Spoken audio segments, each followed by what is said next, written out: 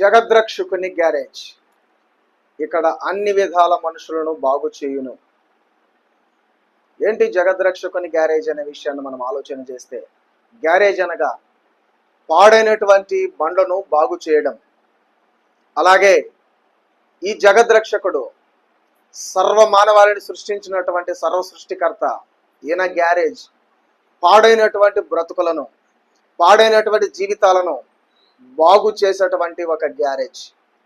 ఇర్మియా గ్రంథం 3వ అధ్యాయం 22వ వచనంలో మనం చూసినట్లయితే దేవుడు చాలా స్పష్టంగా సెలవిస్తున్నాడు, భ్రష్టులైన బిడ్డలారా మీరు తిరిగి రండి, మీ అవిశ్వాసాన్ని నేను బాగు చేసేదను అంటున్నాడు.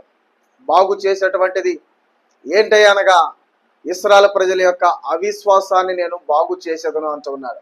సోదరి సహోదరుడా, మరి నీ విశ్వాసం ఎలా ఉంది? భ్రష్టుడవైనా, లోకానుసారంగా తిరిగేవాడవైనా, ఇదిగో దేవుడు పిలుస్తూ ఉన్నటువంటి పిలుపును నీవు ఆలకించి ఆయన దగ్గరకు రాగలిగినట్లయితే నీలో ఉన్న అవిశ్వాసాన్ని తొలగించి ఆయన బాగుపరచడానికి సిద్ధంగా ఉన్నాడు. నిర్ణయం నీదే.